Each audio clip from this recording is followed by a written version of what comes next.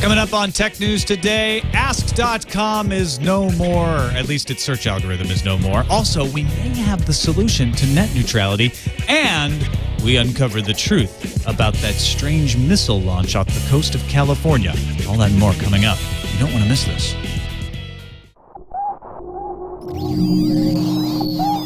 Netcasts you love. From people you trust. This is TWiT. Bandwidth for Tech News Today is provided by Cachefly at CACHEFLY.com.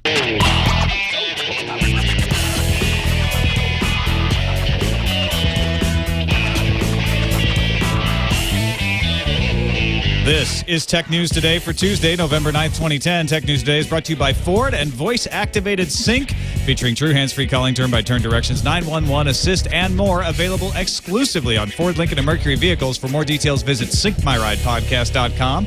And by Carbonite. Backing up files on your PC or Mac is safe and easy with Carbonite. For a free trial plus 2 free months with purchase, go to carbonite.com and use the offer code TNT. Welcome to Tech News Today. I'm Tom Merritt. I'm Becky Worley. And I'm Jason Howell. And I'm disassembling Leo Laporte's new Samsung Focus Windows take Phone you long 7 to break that thing in order to bring you better tech news today. In fact, this is our top story today, Becky. Samsung Focus having micro SD issues, something that was known to happen, but apparently Engadget reporting that the micro SD slot not only not user upgradable, not carrier upgradable. The AT&T folks are being told, Leo just told us, the AT&T folks are like, we aren't going to touch that. It's SD card is built in here in the back. I don't know if you can see that. You can see it in the Engadget picture a little better than the actual one right there, but it's right there. So there's a big sign that says stop, read quick start first before using the memory card. And according to Engadget, the problem is micro SD speed and reliability is an issue. If you put this too slow of a card in there, it messes stuff up. And on top of that, micro SD card class ratings are not accurate or meaningful.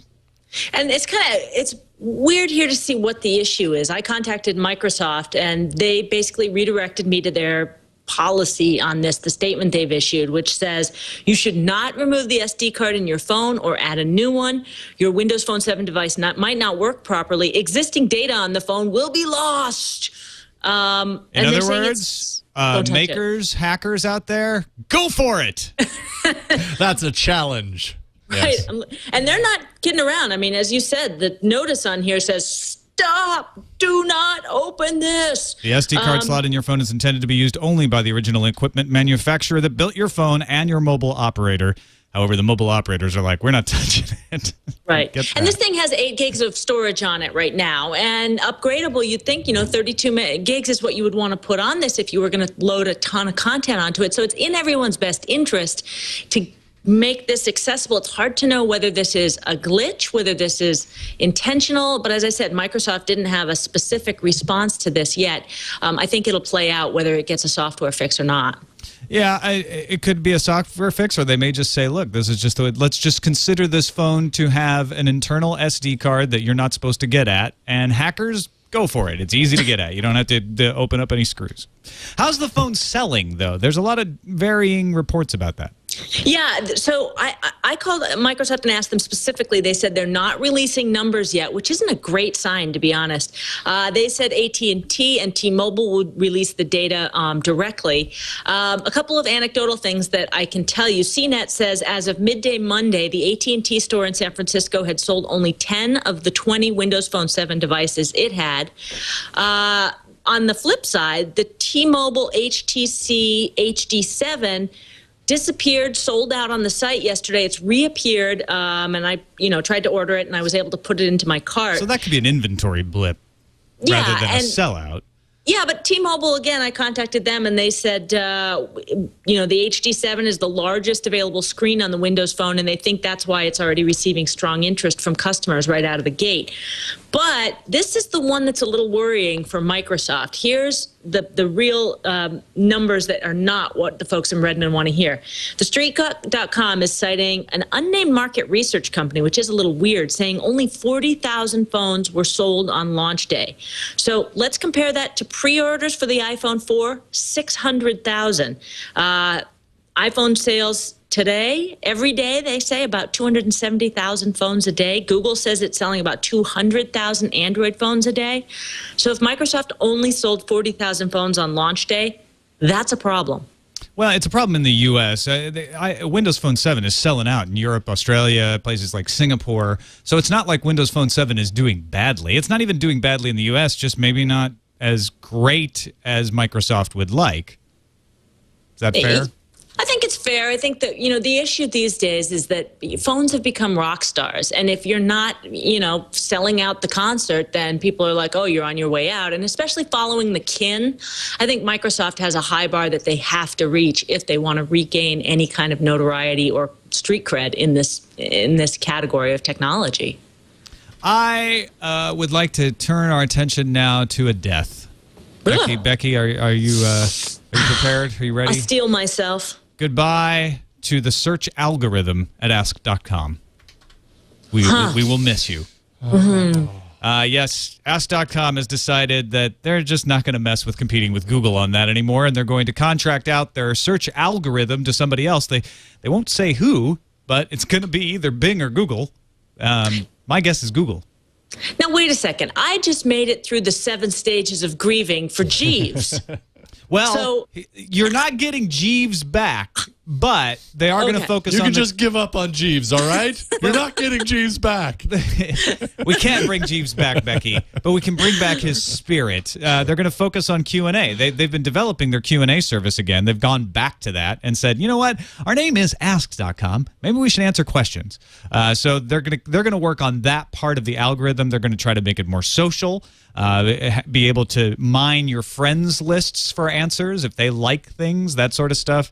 That seems to be what all the kids are doing these days, so that's what Ask.com is going to do. They are firmly number 4 in search, and they finally gave in. Said, you know what, 3.7% of the search market, not enough. Not enough to keep working on the algorithm, so they're going to lay off 130 people in New Jersey and China and really focused on their Oakland headquarters. I don't think this bodes well for the company because the biggest issue is, can anybody make user-driven question and answer services actually work? I think a lot of people have tried. I think it's fundamentally flawed unless you do a ton of top-level editing, and that's when it's that intensive, resource-intensive in terms of real human editors going through it. I don't see this working. This is not a good sign for Ask Jeeves, whatever they are today. Ask.com uses an algorithm for their Q&A. What they're going to do is they're going to try to supplement that with social information. And if I grant you, that may be a hard task and they may not be able to pull it off, but there is a need for this. If you've ever used Yahoo Answers, if you've ever used, just searched a question on Google, there is no good question and answer service out there. It's always hit or miss. Even Wolfram Alpha only works well in a subset of very scientific questions. I was just thinking about them. They have fallen off the map. I mean, these kind of services... Well, that's because you don't do enough physics research. But if physics and math, they're great. Hey, what are you saying about... Are you accusing me of not doing physics research? Not enough. Did you finish your physics research last night, young lady? I will not be discussing physics research publicly.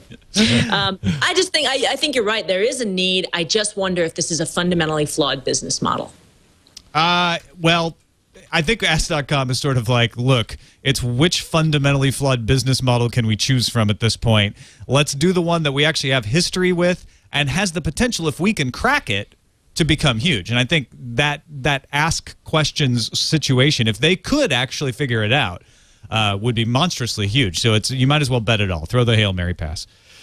Let's take a break and thank our sponsors, Ford, makers of Ford and voice-activated sync at syncmyridepodcast.com. Have you taken a ride in the Ford with the sync, Becky? No, I haven't taken a ride in Leo's Ford, but I had it in a rental Mustang that I had down in L.A., and it was amazing. The process was so much simpler than I thought it would be, especially since it was a rental. You're like, oh, I got to sync up my phone and the Bluetooth. Right, you have to set it all up from scratch. Really? Easy. Yeah, for a rental. I mean, that was pretty impressive. I am not, you can't drive it hands-free, which I may have inadvertently said yesterday, but you can do hands-free calling. You can do hands-free changing of the podcasts and the music, send text messages, all of that sort of thing. Thank you, Gallifrey Rebel, for holding me to that hands-free driving. Don't want to overpromise for the sponsor. You can't, you can't do a lot with it, though. Turn-by-turn directions, you tell it where you're going. It looks at the traffic, suggests alternate route, then gives you the turn-by-turn directions. You can say, hey, actually, I don't want to go to the restaurant anymore. I'm way too late. I need a gas station first. And then it'll route you around. 911 assist, if the airbags deploy, automatically calls 911. So it's safe because you keep your hands on the wheel, and it's safe because it's checking out for your well-being. Check it out at syncmyridepodcast.com.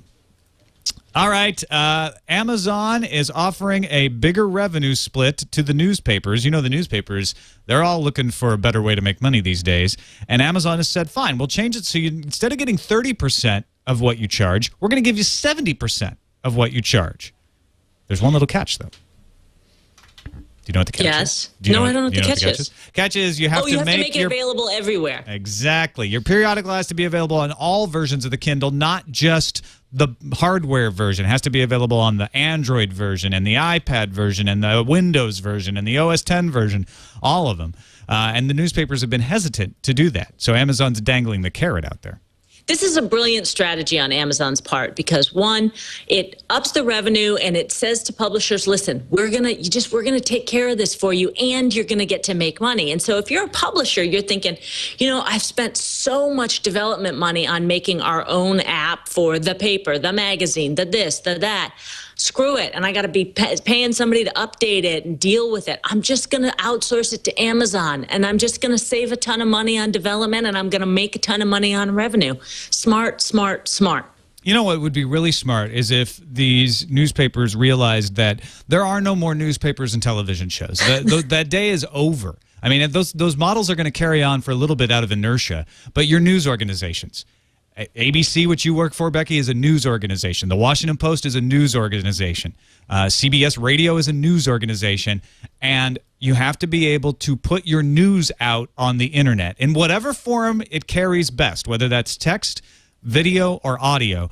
And I would be jumping at the chance to get on Amazon Kindle at a 70% split because the way you're going to make money is, A, by figuring out how to charge for it when appropriate, by figuring out how to sell advertising on it when appropriate, and putting it in front of the most number of people you can find.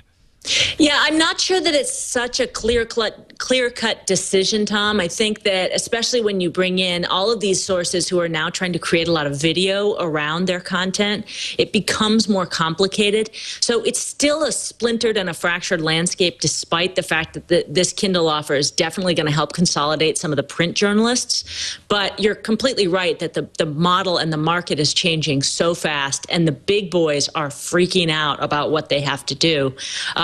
And the other thing is, we've only seen the tip of the iceberg in terms of digital consumption of news. One of the other stats that came out about the Kindle and about ebooks today was Forrester did a survey of 4,000 people and asked them how they consume, how they read. 7%, only 7% said they use an ebook reader. And this is what surprised me. Of that 7%, what do you think they're reading on most? Computer, laptop. See, that I had no idea. I would have completely assumed it was. I only say that because even as many Kindles as Amazon may or may not have sold, more people have computers. Right. I just don't see it. I mean, I just can't read on my laptop. It's not, it's more that I perceive my laptop as a work device as opposed to a leisure device. So maybe that's just my own personal bugaboo, but here are the stats. 35% of people surveyed who use e-readers or read on a laptop, 32% on a Kindle. Then next in line was the iPhone, then the Sony reader, and then netbooks, which I was surprised that they even pulled that out of a laptop. They broke that out. That is interesting. Yeah, so I mean, if only 7% of the populace is reading via electronic, doing e-reading or electronic reading, I don't know what the right verb is for it at this juncture, then huge market share yet to be determined. Yeah, and I point that out whenever we do the Audible ads, that you can do periodicals read to you. You can now get them on your Kindle. You can read them on your computer. You can get them as a website. Something interesting you might not realize, sites like Politico.com put out a print version. There's a lot of noise being made that the Daily Beast blog may go to a print version as well. So, and everyone's like, why would you possibly do that? Print is dead. Print is not dead. It goes back to what I was saying before. If you're a news organization, you got to figure out how to get the news out in all the different forms. And some of these blogs are realizing, you know what? A free daily paper on your way into the subway still isn't a bad idea. So, yeah, you've got a huge market for people who want to consume digitally. You want to be in that market. Absolutely. And when you talk about the money, some of the other stats that came up here, $1 billion expected to be made this year on ebooks. By 2015, $3 billion. So money rolling in, and these guys have to figure out how to tap it. National Labor Relations Board is looking into the illegal firing of an employee after she criticized her supervisor on Facebook. The first case in which the Labor Board has stepped in to argue that workers' criticisms of their bosses or on social networking sites is a protected activity. What do you think? Is this, I mean, okay, I guess you can, in a right-to-work state, you can be fired or let go for any reason, and you can leave for any reason. So if they want to fire you because you criticized them on Facebook, don't they have that right? I mean, where does this come in? I think it's a crappy way to fire somebody. I'm just saying. Well, as with all cases that sort of are identified as possibly being precedent setting, this one is about the law, not about the common sense or what we think is right. It's about what does the law say. So let me read this. The National Labor Relations Act protects employees' rights to engage in protected, concerted activities with or without a union. Group activities, 2 or more employees attempting to improve working conditions, and that can be addressing the employer, speaking to the employer on behalf of someone else, or 2 or more employees discussing work-related issues with each other. That's what's important. This is the law. So if they're talking on Facebook, it's a union. It's a union and working conditions thing. You have the right to discuss the working conditions without being suppressed, and you have the right to discuss organization of a union. So if she's criticizing her boss for being a jerk, I guess that's a bad working condition. And that falls under it. I see where that goes. Interesting.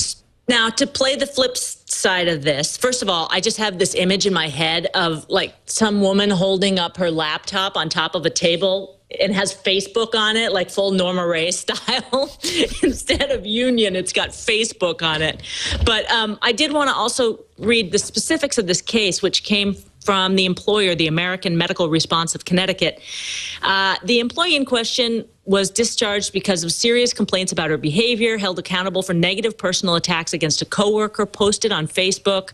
The company believes offensive statements made against coworkers are not concerted activity protected under federal law. So this is an investigation, and we should make that clear. It's not clear who's right here. The company says, no, we didn't fire her because she criticized us. We fired her because she was a bad employee and criticized other employees and made it for a bad workplace. She's saying, no, they didn't like what I'm saying, and they're trying to make it look like I was a bad employee. And that's where the NLRB steps in and says, okay, well, let's try to figure this out. First, the facts of the case will be determined. The he said, she said worked out. And once it gets to a point of law, then it'll be interesting to see if this is protected speech and basically unionizing via Facebook. Now, we are being protected from anything that's coming towards the West Coast, apparently, because we're just firing off missiles from L.A. Did you see this? They're firing off missiles. Don't laugh, a news helicopter caught video last night of a missile launch off the coast of L.A., and nobody knows who it was. It must be vigilantes. NATO says they don't know. The Navy says they don't know. But they caught it. You can see the contrail in the picture. That must, what else could it be? Well, it could be an airplane. Oh, right. Yeah, sorry. I watched the news report on KCBS, I think it was, or KCAL, I can't remember. And it was so over-dramaed. It was like there was a missile launched and no one can tell what it was. But if you actually look at the pictures... Southwest Airlines Flight 825 from LAX to Sydney. It does look a little maybe hyped up for the ratings, but the point is that John Herman over at what's he, Gizmodo, I think he is. It'll come to me in a sec. But he basically wrote this really Smart Planet? Yeah, he was writing for Smart Planet. He does also write for one of the tech blogs. He wrote a really good post explaining how plane contrails can also look a lot like missiles. And it has to do with the fact that depending on the lighting, the wind, the contrails can deceive you by looking like something's going up when actually it's going down. The curvature of the Earth makes it look like it's straight up and down as opposed to actually being horizontal. And he has a picture in his post at Smart Planet of an actual like commercial airliner going up, and it looks just like a freaking rocket. Yeah. If I didn't know any better, I'd say, oh, that's the launch of a rocket from Merritt Island in Florida. Oh, Merritt Island.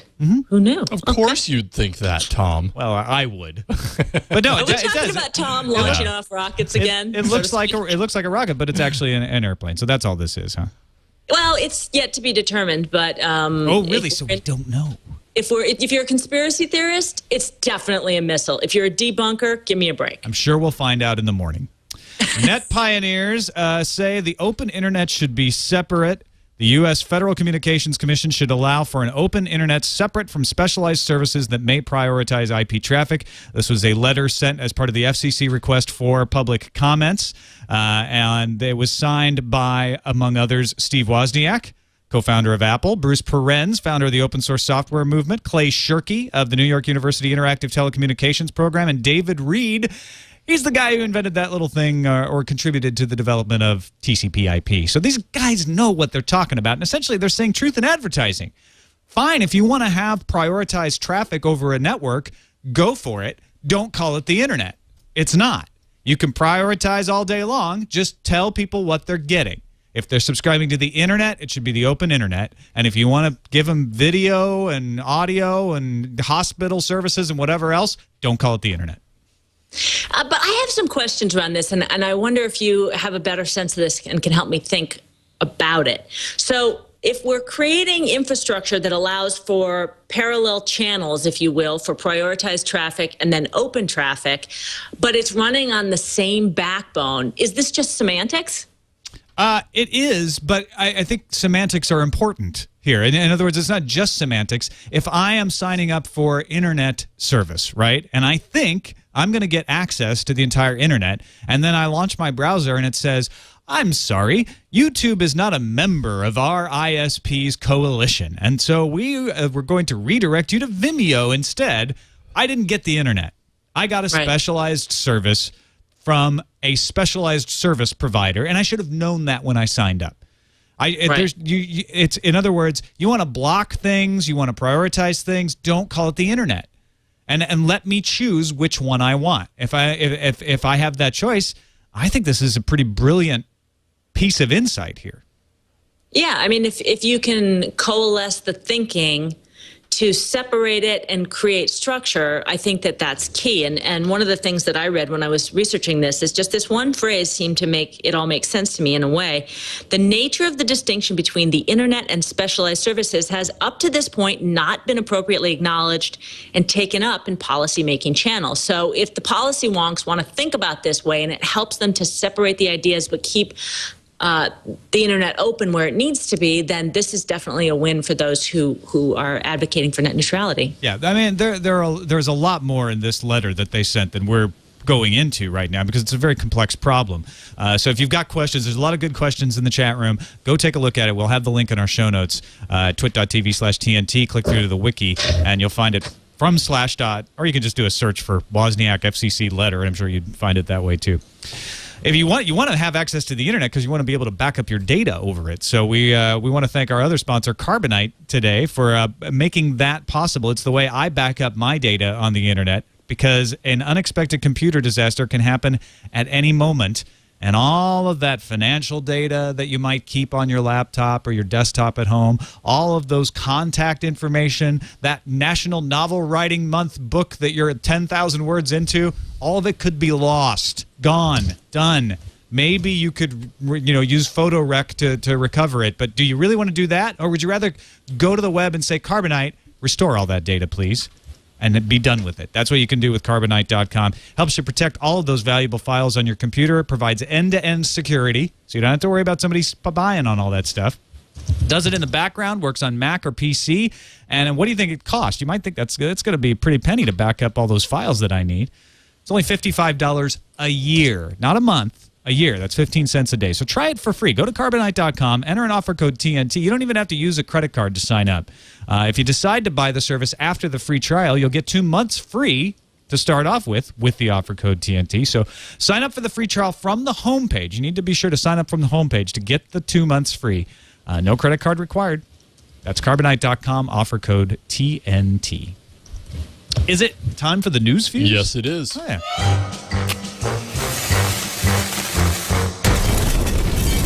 A Chinese embargo on rare earth elements will lead to higher prices for your gadgets. That's no fun.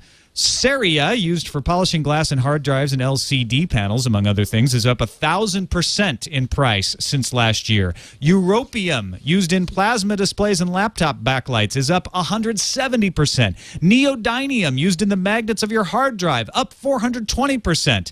Information Network has a study estimating the Chinese hold 90% of the capacity of rare earth oxides, but expect that the share will drop to 67.2%, but not until 2014 when new mines go online.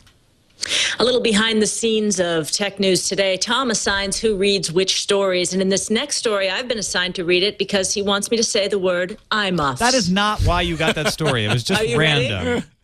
Looks like Apple has acquired a company called Y-Gear that has made 3 generations of A2DP stereo headphones called I-muffs, as well as a Bluetooth 2.0 adapter for older iPhones and iPods. The company is now closed, so we don't necessarily expect Apple wireless headphones coming anytime soon. Remember, Lala closed, and we haven't seen any specific products come from that acquisition, unless you count Ping. I don't count Ping. Okay. NVIDIA, what was the product again that they made? NVIDIA launched the GeForce GTX 580 today. It looks to be the fastest single GPU on the market currently, and has put up some pretty nice benchmark scores, between 30 and 50% faster than AMD's current Radeon HD 5870. So, as with all things, as soon as you buy something, something faster comes out. Students appear to like the new school-oriented textbook e-reader called No, spelled K-N-O. No announced that it will have a limited number of readers available by the end of the year. $5.99 will get you the single-screen device, and we saw some of these double-screen clamshells at CES, and No is going to have a version of that, the double screen, that'll run you $8.99. After an extended negotiation, 2 search engines have hammered out their differences, I assume over drinks. Google and Australian online startup Groggle, which is a search engine for price comparison of alcoholic drinks, have reached a settlement that involved Groggle changing its name to Drinkle and handing over domain names to Google. And a half rack of beer. Yeah. No, Bundaberg. Half a pint of shandy. Yeah, something like that. Toy company Hasbro will sell a set of iPhone binoculars that allow users to play 3D games, watch 3D trailers for movies, and experience virtual content on the move. The My 3D device looks like toy binoculars and has a compartment for an iPhone or an iPod that makes the camera on the device into a 3D viewfinder just in time for Christmas. I think this is what Jason Howell wants, Tom. Oh, man, this is going to take the world by storm, this thing right here. Yeah. And if you live in the rural areas, you may be excited about this, at least if you're relying on Hughes for your internet. They're one of the largest satellite broadband service providers in the world, and they're going to launch a Jupiter satellite in the first half of 2012, which will mean 100 gigabits per second of capacity, and that means that Hughes and anybody that resells their service in the U.S. or Canada will be able to offer download speeds of 5 megabits per second, and high-end services could go up to as much as 20 megabits per second. Those may not sound fast to you, Mr. I've got business Comcast internet at home, but they're pretty fast if all you have is Hughes internet or dial-up out in the sticks. Yeah, you're still going to have that latency, though. Still going to have that Better latency. than nothing. Yeah, Better than nothing. That's very true. Latency.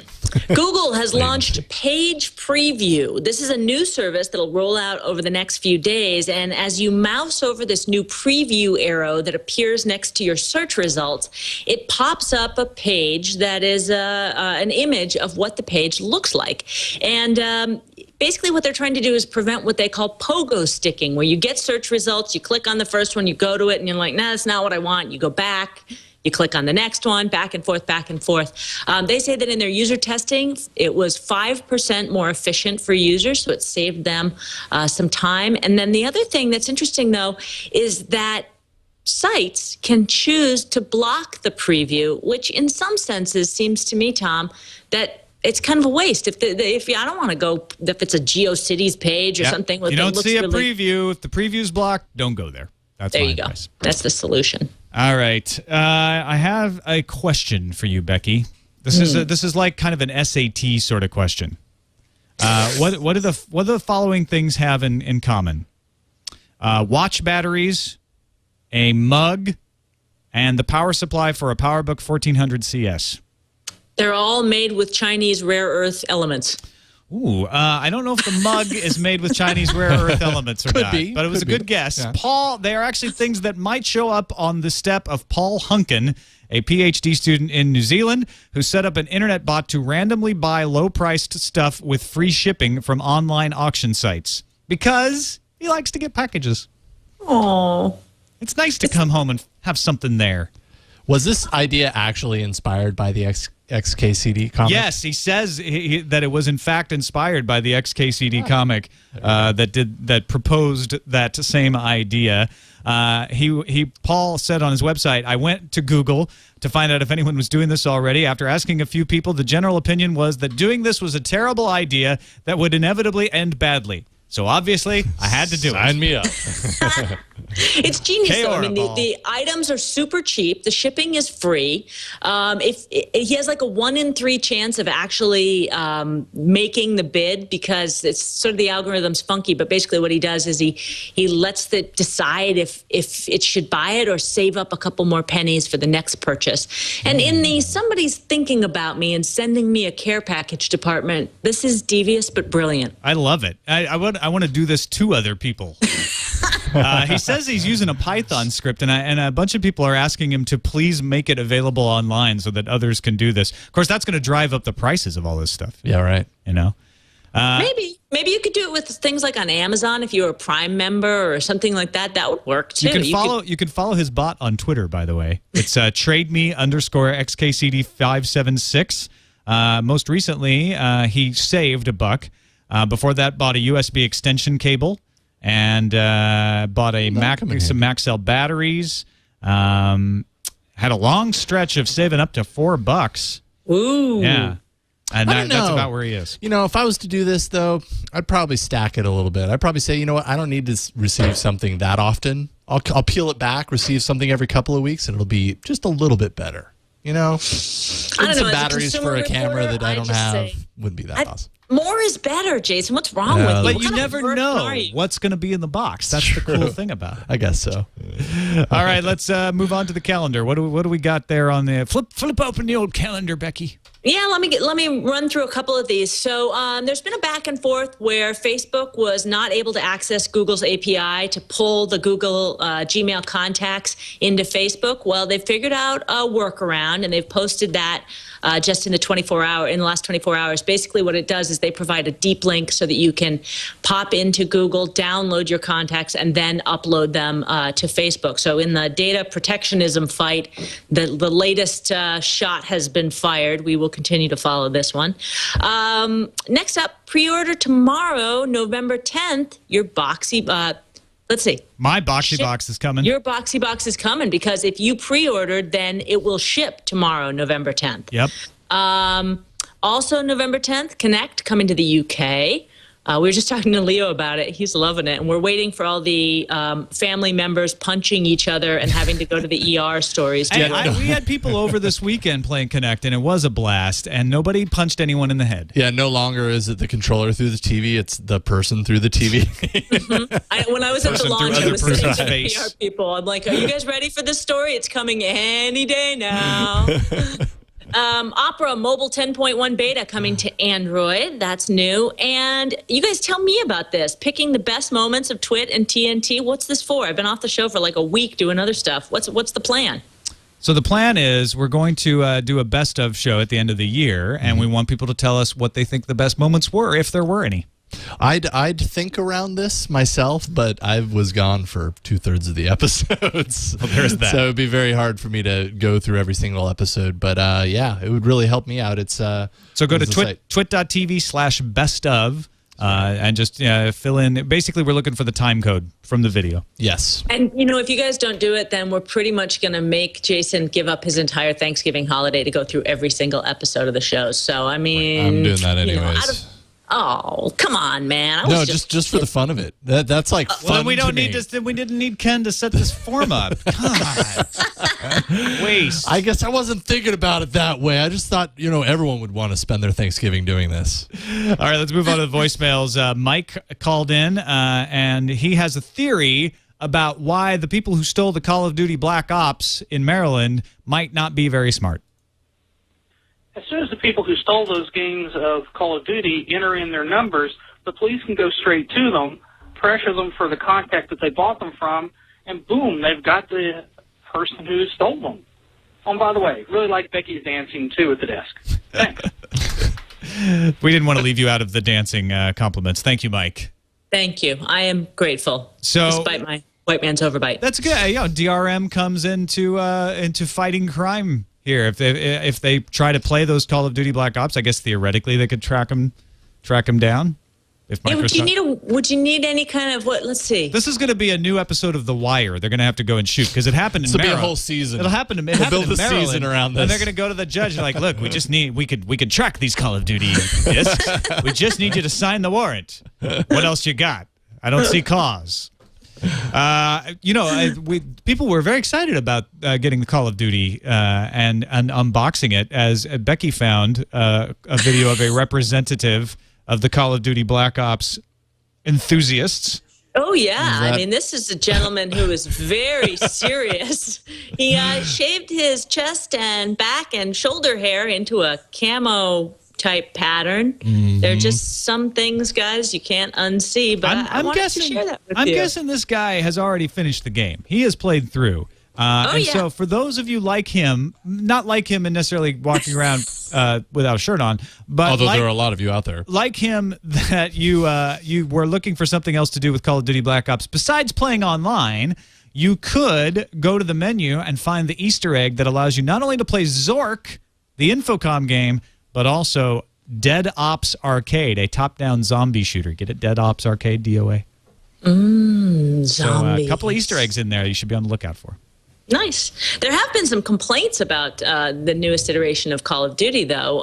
This is an email we got from one of our listeners, viewers in Australia, from Hosco in Sydney. He says, thought you guys might be interested in this. Seems like a lot of people having trouble with the new Call of Duty game. I myself am getting ridiculously low frames per second and massive lag throughout the game.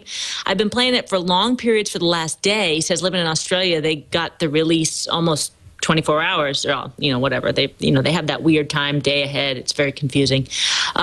So multiplayer is almost unplayable. Single player is a little better, but still nothing like Modern Warfare 2. The Steam forums posting already has 132,000 views to it.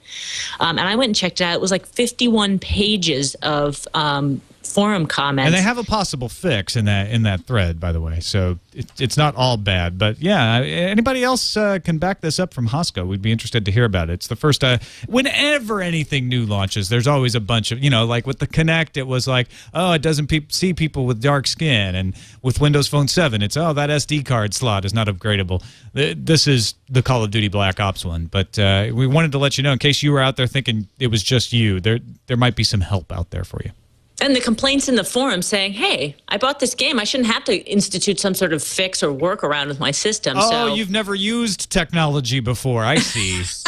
I can have high hopes, not you, Tom. but those people. I know. We all can have high hopes. Finally, Kimberly in Texas says, I did not get to listen to all of 113 yet because of the live feed on the iPhone app being interrupted, but I have a different perspective on the color e-ink discussion. I can see a time in the near future when schools are required to provide text in color e-ink as an ADA accommodation. I'm a teacher and dyslexic. E-ink is easier for many of us dyslexics to read. The muted qualities that Jason was talking about help stick the text to the paper so it doesn't start floating in the air and morphing into various optical illusions. She talks about how she always preferred to read on gray paper, like that cheap paperback paper. For that reason, the text was easier for her to read. Current ebooks are better than books, but some dyslexics do better with different colors of text. That is why you see them using cover overlays on books. Being able to turn on any overlay filter on an ebook would be a dream. So there is a use. This gets me really excited. This is such a great point about these e-readers. Sorry to interrupt you, Tom. But I think, imagine this. Imagine a test to figure out what the specifics of your dyslexia were. And then there was a font or an overlay for the book that would change the font, the color, the contrast, the kerning. It could change any aspect of the book to really fit and tailor to your particular impediment with reading. And I just think this is such a genius way to think about technology as a problem solver. And I hope that this really finds a home and gets some institutional backing, because it could be a really neat way to help kids who otherwise feel disenfranchised from reading. Hey, thanks for that email, Kimberly. That was great. It was a great, unique perspective. And I love that when we get that from our audience, because you all as a collective know a whole lot more than we do and have a whole lot more experience in all these different things, right? So I love it when we get that stuff in. Thanks again. Becky, it's great to have you back. I missed you. I missed you guys. Sorry about that. I should be back all week, I hope. All right. Very good. We'll see you tomorrow then. You can find us on the web at twit.tv/TNT. You can email us like Kimberly did and our friend from Australia, TNT@twit.tv, or give us a call. Let us know what's going on. 260-TNT-SHOW. We'll see you tomorrow. Bye, guys. Oh, nice.